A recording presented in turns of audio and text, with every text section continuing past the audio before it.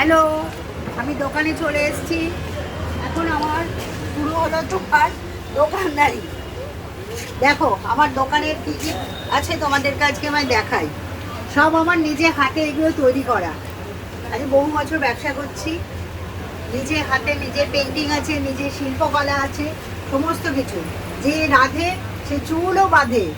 আমি ব্যবসাও করি, আমি ঘুরে বেড়াই, আমি রান্নাও করি। দেখো আমার সামগ্রীগুলো দেখো, কেমন লাগছে কমেন্ট করে জানাও তোমরা সবাই যে আমার কালেকশন কেমন আছে।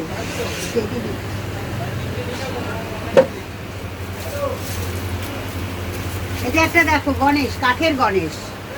এটা পুরো পাইন কাঠ কেটে এটা বানানো হয়েছে, একদম হাতের তৈরি জিনিস। দেখেছো, এটা হচ্ছে আমার এটা কালেকশনের অংশ।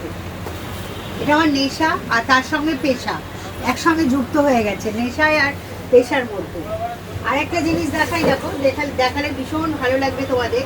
এ দেখো মা দুর্গা, দুর্গাকে আমি নারী, আমিও দুর্গারই প্রতিরূপ। মা দুর্গাকে কিরকমভাবে রূপ দিয়েছি। এটা কি বলতো, এমসিল আছে না, যেগুলো জলের কলের মধ্যে দেয়, সেই এমসিল দিয়ে দিয়ে এগুলো বানানো।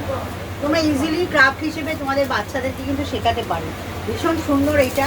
তারপরে কি আমাদের আরেকটা জিনিস দেখাই, এটা হচ্ছে তোমার ট্রাইবাল আছে যেগুলো পুরুলিয়া, সেই ট্রাইবালদের নিয়ে এই জিনিসগুলো তৈরি করা হয়েছে।